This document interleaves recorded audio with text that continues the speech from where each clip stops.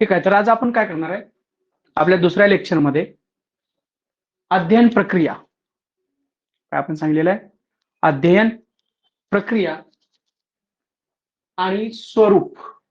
अध्ययन प्रक्रिया आणि आवाज येतोय का सगळ्यांना?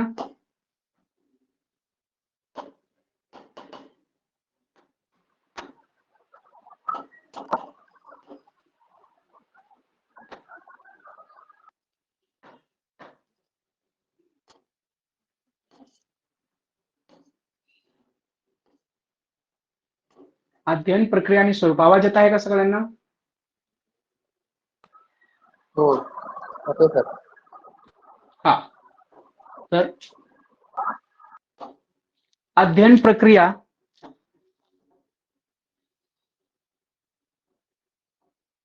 आणि स्वरूप, अध्ययन प्रक्रिया आणि स्वरूप या दोन गोष्टी पाहणार आहोत.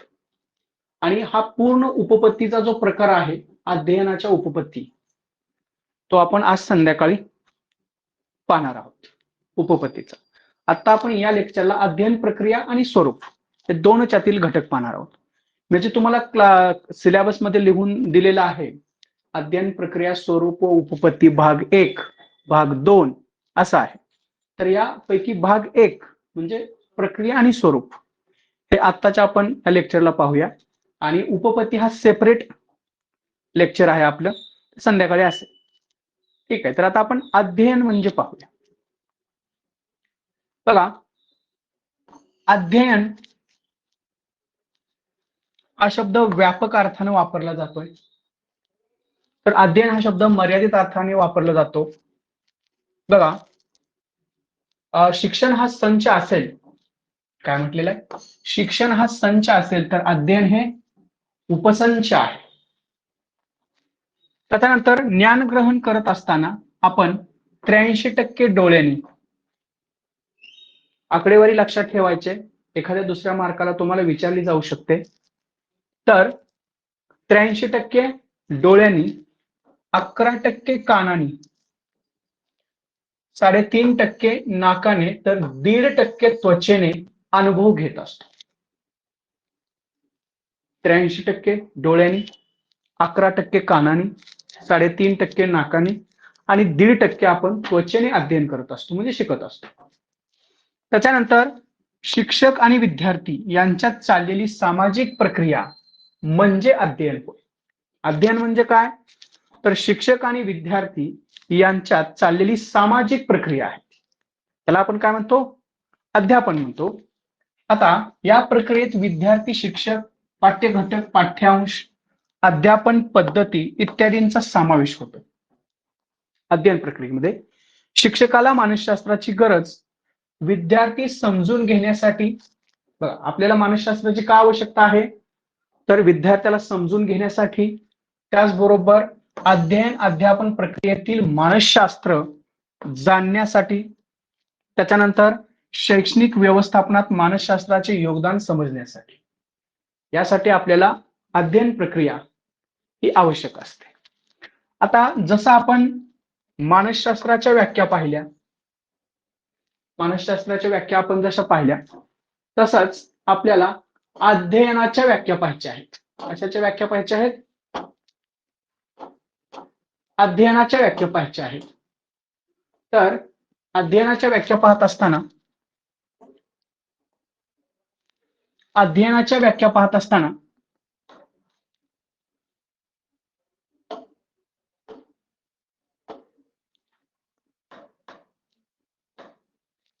अध्ययनाच्या व्याख्या पाहत असताना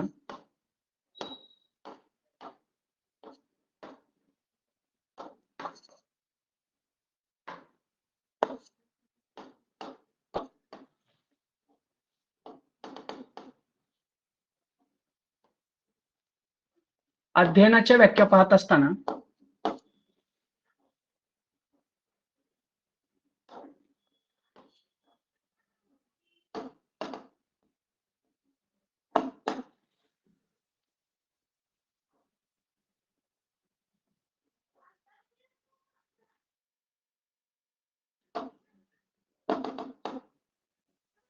टेक्निकल आहे,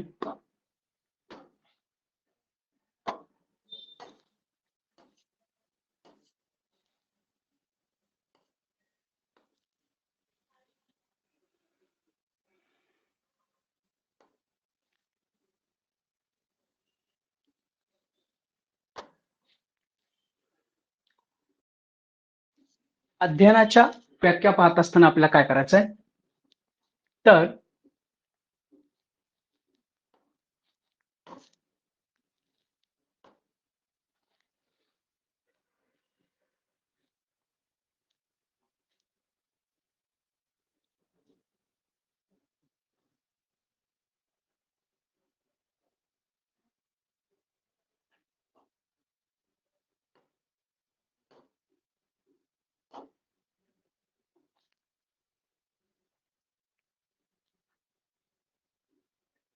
बघा, प्राप्त परिस्थितीचा उपयोग करून व्यक्तीने वर्तनात प्रयत्नपूर्वक घडवून आणलेले टिकाऊ स्वरूपाचे सुधारणात्मक बदल म्हणजे अध्ययन. आता याच्यामध्ये काय आहे, सहेतुक अध्ययन,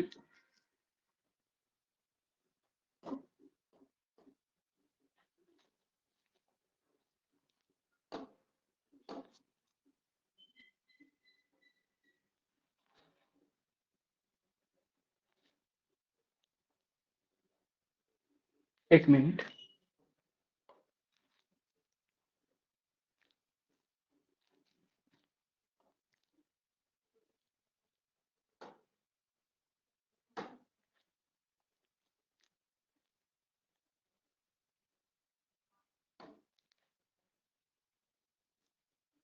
पुन्हा एकदा चालू करूया.